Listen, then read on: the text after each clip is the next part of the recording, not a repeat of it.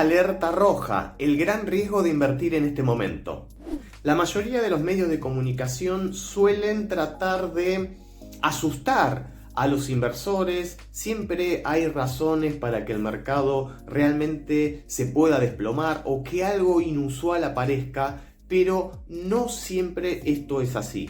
¿Qué es lo que se está hablando hoy? Bueno, hoy se está hablando de que hay una fuerte probabilidad de recesión en los Estados Unidos. ¿Por qué? Porque la inflación sigue siendo un problema sin resolver por parte de los bancos centrales, porque la Reserva Federal de los Estados Unidos aún no comenzó a reducir las tasas de interés y pretende mantenerlas altas por un buen tiempo, posiblemente todo 2024, y que algún evento crediticio podría suceder y eso desplomaría al mercado. En este video vamos a contarte en profundidad si realmente el mercado se puede caer.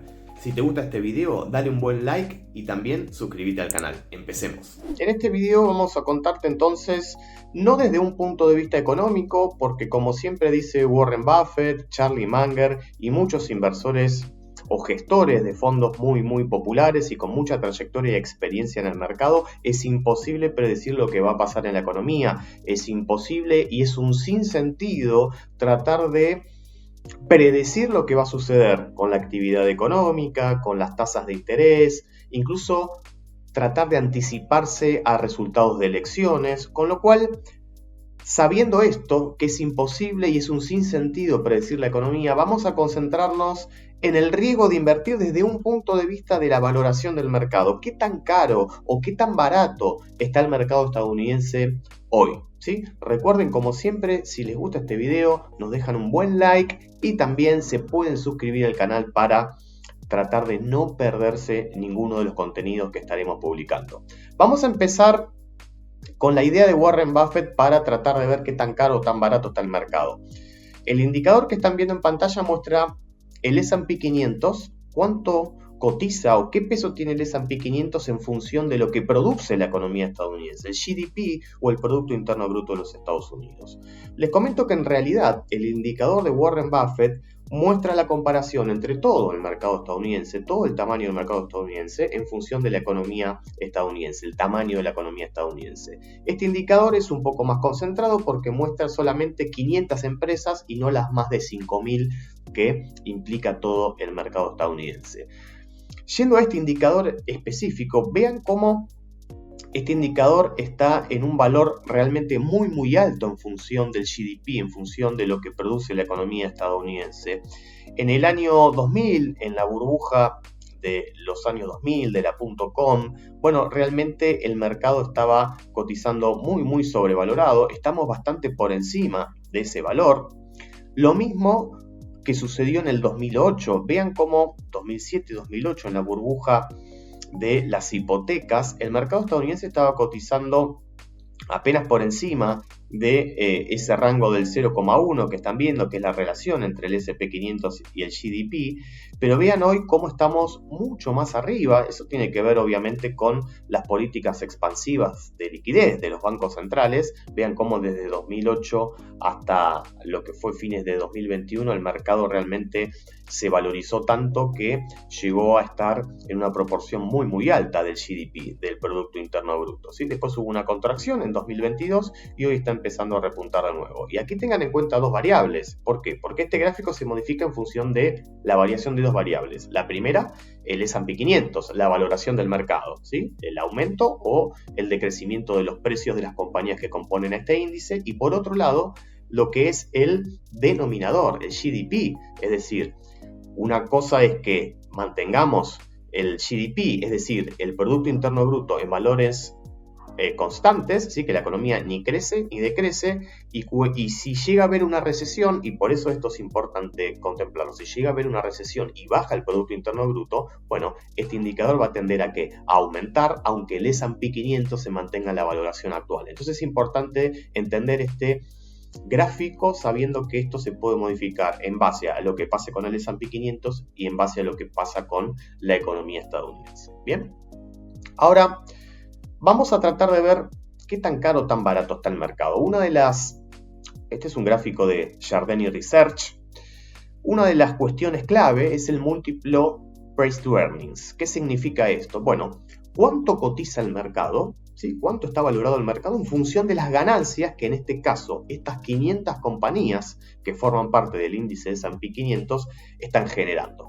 Y hay varias formas de verlo. ¿Por qué? Una es trailing, es decir, usando los resultados, ¿sí? Los earnings, las ganancias que generaron estas compañías en los últimos 12 meses. Es decir, un dato conocido, que ya lo sabemos, ¿sí?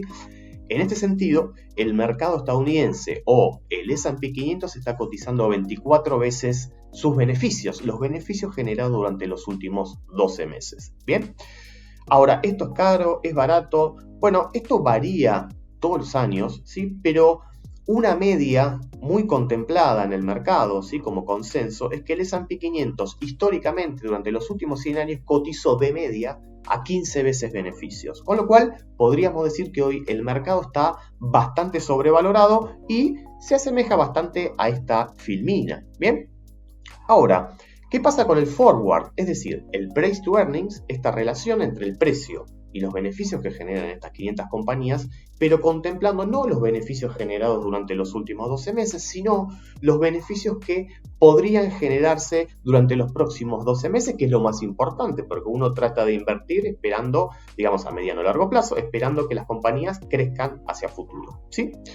Como las estimaciones de los analistas son muy optimistas y se cree que el S&P 500 o las compañías que conforman el S&P 500 van a aumentar los beneficios durante el próximo año, esta relación del precio sobre los beneficios cae de ese 24 veces a 18.7.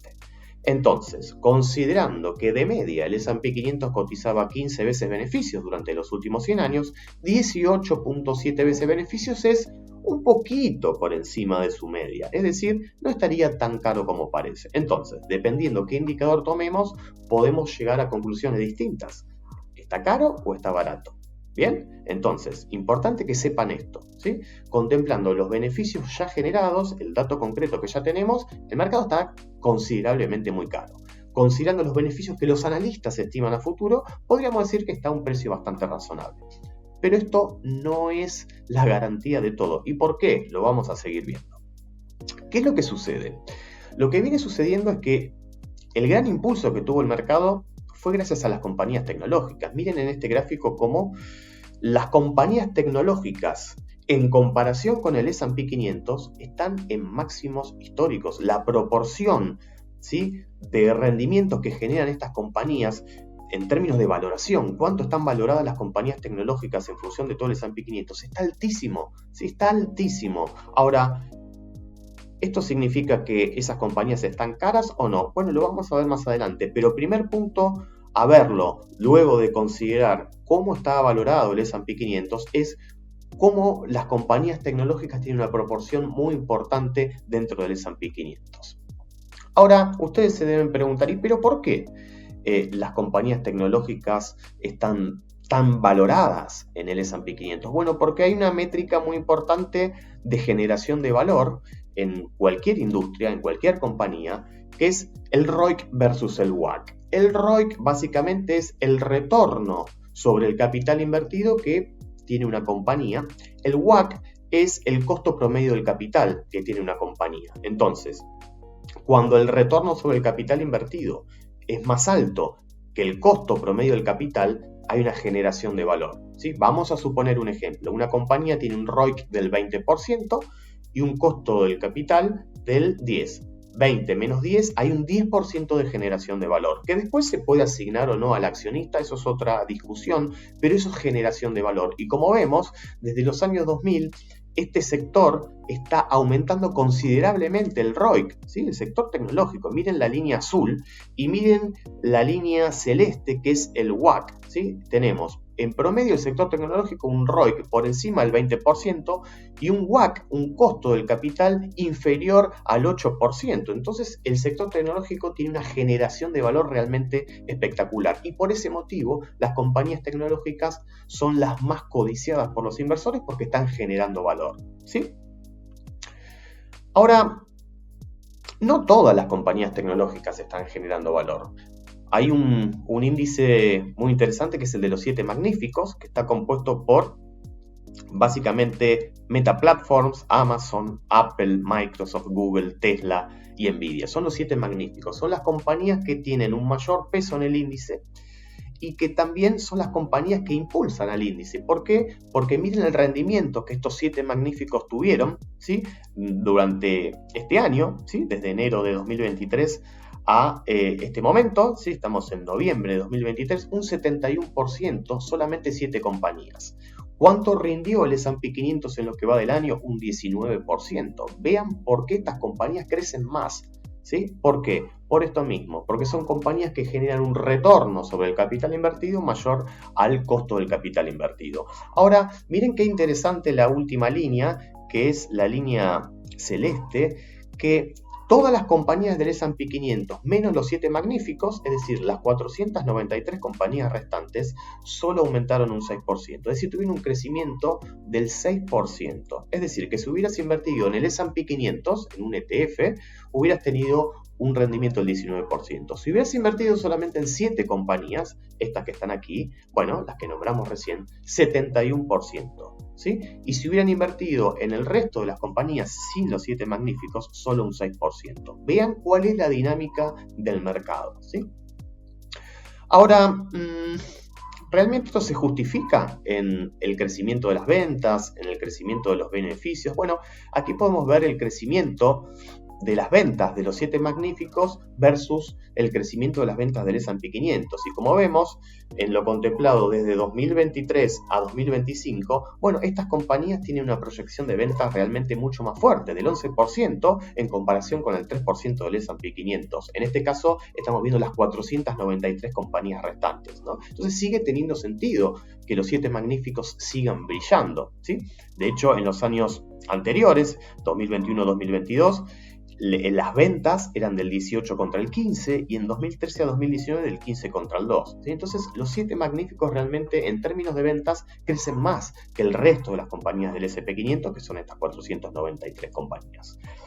¿Qué pasa con los márgenes de estas compañías? Dijimos que si el ROIC es superior al WACC, posiblemente los márgenes de estas compañías van a ser mejores que los del S&P 500. Si realmente es así, miren el margen neto contemplando los beneficios de lo conocido, ¿sí? Hasta ahora. Bueno, el margen neto de los 7 magníficos es del 19,2% contra el 9,8% de las 493 compañías restantes del S&P 500. Evidentemente hay más calidad, hay más rendimiento en los 7 magníficos.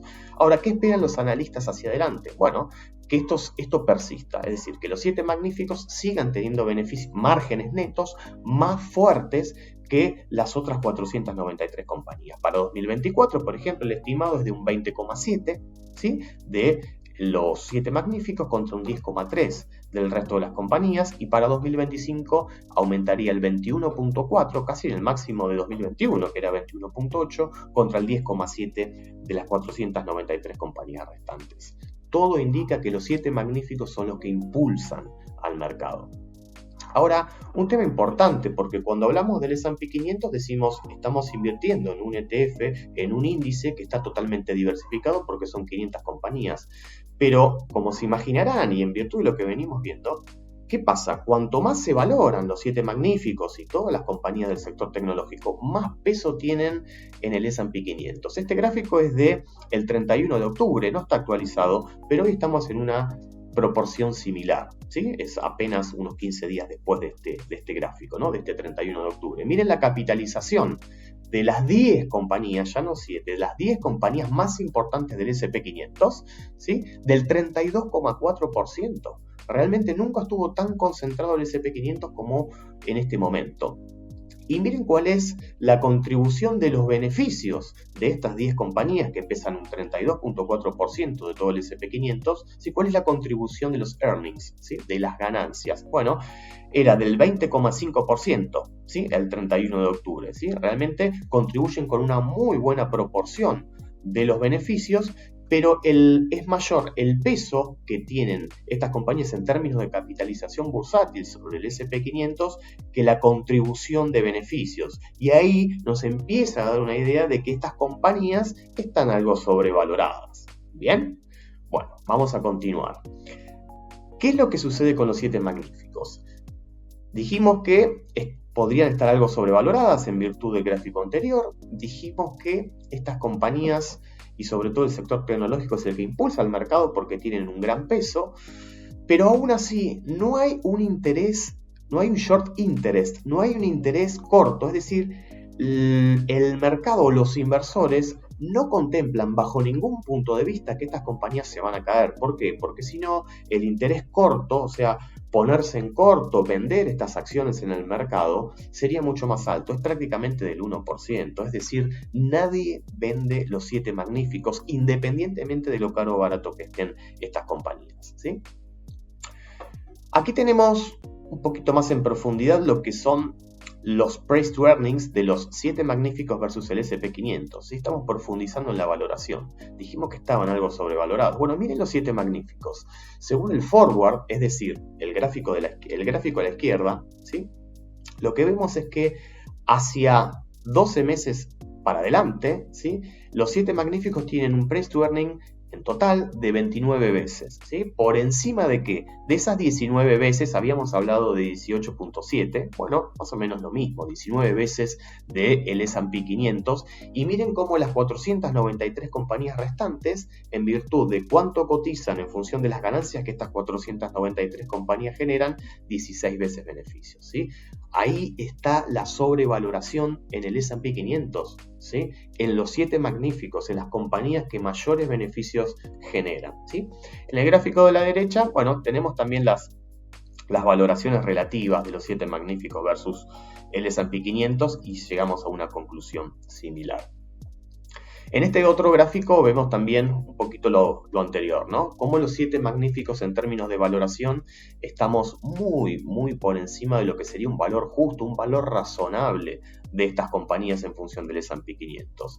¿Cuál es el problema? El problema es que ese valor razonable suele ir aumentando y uno cuando lo contempla desde este punto de vista dice, bueno, 29 veces beneficios, ¿es poco o es mucho? Y si las compañías están creciendo en términos de beneficios muy fuerte, quizás tenga lógica que coticen a un múltiplo tan elevado, ¿sí? Y quizás esas 19 veces beneficios del S&P 500 o 18.7 para ser específicos, quizás termina siendo alto. ¿Por qué? Porque la mayoría de las compañías del S&P 500 no generan los beneficios que fundamenten ese múltiplo de valoración. ¿Me comprenden? Entonces, para ir concluyendo un poco todo este análisis y tratemos de sacar una conclusión de qué es lo que puede llegar a pasar hacia adelante con el mercado, yo les diría que un desplome del mercado solo es posible si caen los 7 magníficos. Es muy difícil que haya un colapso del mercado si los 7 magníficos, si estas compañías de tanta calidad, de tanto crecimiento de beneficios, no se caen, ¿sí? Ese es el primer punto. Segundo punto, los 7 magníficos parecieran estar algo sobrevalorados, ¿sí? Lo vimos en la valoración, pero ¿qué es lo que sucede? Y es lo que les comentaba recién, la fortaleza de estos negocios pareciera justificar el precio que estamos pagando, porque hacia adelante, hacia futuro, nadie duda y por eso nadie vende de que estas compañías van a seguir generando beneficios y lo más probable es que las valoraciones sean cada vez más altas. El tercer punto, la clave es el ritmo de crecimiento de los beneficios a futuro de estas compañías, porque tampoco es algo que podamos tener como seguro. Recuerden que compañías como Cisco, compañías como Intel, en su momento eran las compañías que brillaban y que tenían un peso muy alto en el S&P 500, pero de golpe las compañías perdieron sus ventajas competitivas, ¿sí? Empezaron a generar menos márgenes de beneficio y realmente las compañías dejaron de crecer. Entonces, la gran pregunta acá es, estos 7 magníficos, ¿tienen la capacidad en términos cualitativos de seguir siendo las compañías líderes en sus segmentos de negocio? ¿Sí? En el sector, en la industria, pueden seguir siendo tan importantes y generando tanto beneficio como lo vienen generando hasta ahora? Esa es una gran pregunta, ¿sí? Porque si lo vienen haciendo, no importa qué cara estén, porque estas compañías se van a seguir valorando. Ahora, ¿pueden perder una ventaja competitiva? Bueno, eso es lo importante que tenemos que analizar. El cuarto punto que sabemos y analizamos, el S&P 500 no es un índice tan diversificado como parece. Entonces, y voy directamente al punto 5, cuidado con las estimaciones optimistas. Es decir, cuando valoramos a estos 7 magníficos o cualquier otra compañía, tengamos en cuenta que las estimaciones de los analistas por naturaleza ya suelen ser estimaciones muy optimistas. Por ejemplo, digo algo muy sencillo, pero para que se entienda. Si una compañía viene creciendo al 30% anual, los analistas, ¿qué hacen? Utilizan ese 30% anual y lo proyectan a 5 años vista. Entonces, claro, las estimaciones son muy analistas. Pero ¿qué pasa? Si en los próximos años ese rendimiento, ese crecimiento de los beneficios, en lugar de ser del 30 es del 15. Bueno, podría haber una contracción de múltiplos muy importantes. Entonces, ¿cuál es la clave? Y voy al último punto. Armar un portafolio diversificado que pueda tener en parte a estos 7 magníficos, ¿sí? Y que también tenga compañías de esas 493 que quizás no parezcan tan importantes, pero que están cotizando a buenos precios, muchas de ellas. Y tratar de pagar un precio justo, hacer una estimación del fair value, del valor intrínseco de esas compañías y a partir de ahí hacer una tesis de inversión a 5 años, pero siempre tratar de pagar un precio justo. ¿Por qué? Porque si se paga muy caro, en caso de que esas estimaciones no se den, puede haber una contracción de múltiplos y eso sería peligroso, ¿sí? Entonces, y para resumir, y pidiéndoles por favor, si les gustó este video, que nos dejen un buen like y se suscriban al canal. Recuerden, más allá de que haya o no un colapso de mercado, entiendan cuál es esta dinámica, porque es muy importante, ¿sí? La de los 7 magníficos y el peso en el S&P 500. Entiendan por qué están caras las valoraciones, ¿sí? ROIC y WACC. Entiendan por qué las estimaciones de los analistas pueden ser muy optimistas y eso sería un problema si pagamos caro, por eso la importancia de pagar un precio razonable y siempre traten de tener un portafolio muy diversificado. Les mando un abrazo muy grande, gracias por estar, recuerden darle un buen like y suscribirse al canal. Hasta la próxima.